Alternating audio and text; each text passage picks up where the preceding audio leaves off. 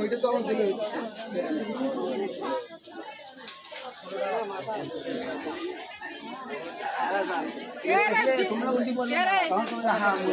গেল পরীক্ষা দিতে যাইতে যে চাচিও আশা করছে যে আমি আজকে ভাতিজির পরীক্ষা দেখতে যাব।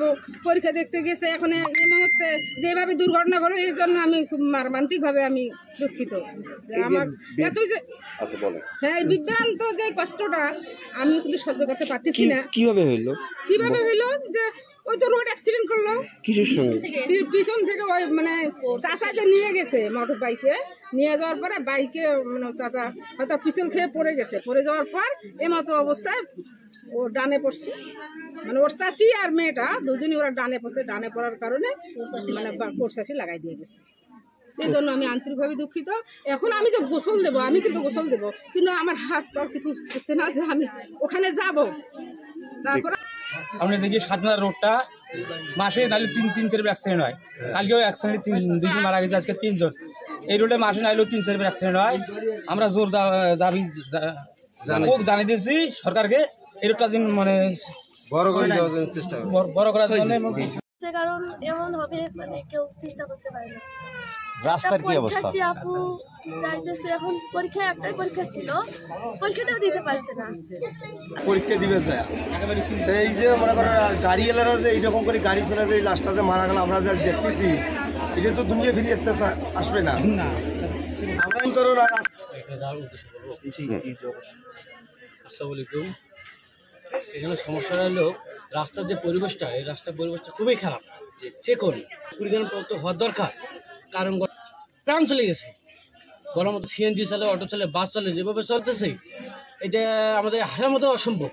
অনুরোধভাবে বলছি, ঠিক আছে, রাস্তাটা অত্যন্ত চাপটা, শিশু বাচ্চা আমাদের অত্যন্ত রাস্তা একেবারেই খারাপ। চাইল্যান্ড করার জন্য সরকারকে আমরা অনুরোধভাবে বলছি, চাইল্যান্ড করার জন্য কিছু রাস্তা অনেক খারাপ, এটা সংস্কার করার।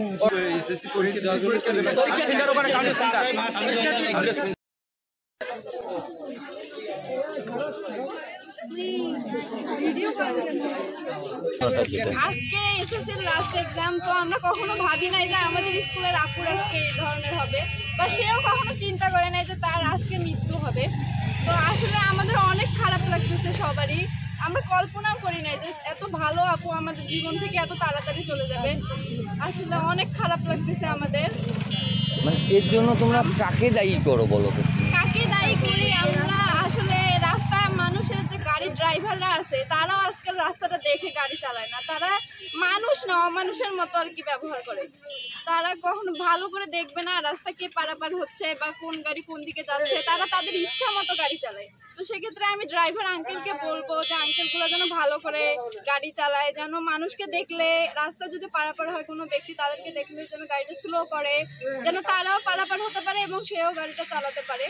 তো আমি যেহেতু পুরা ঘটনাটা শুনিনি এখনো যে কি কার দোষ, তাই বলতে পারবো না যে এখন কার দোষ। তবে রাস্তার যে ড্রাইভার আঙ্কেলরা আছে তাদেরকে বলতেছি একটু দেখাশোনা করে। আমাদের আপু আমাদেরকে ছেড়ে চলে গেল, তারা ব্যবহার আচরণ খুব ভালো ছিল, সবার সঙ্গে মিশতো, সবার সঙ্গে ভালো ব্যবহার করতো, পড়ালেখার দিক দিয়েও সে অনেক সুন্দর ছিল।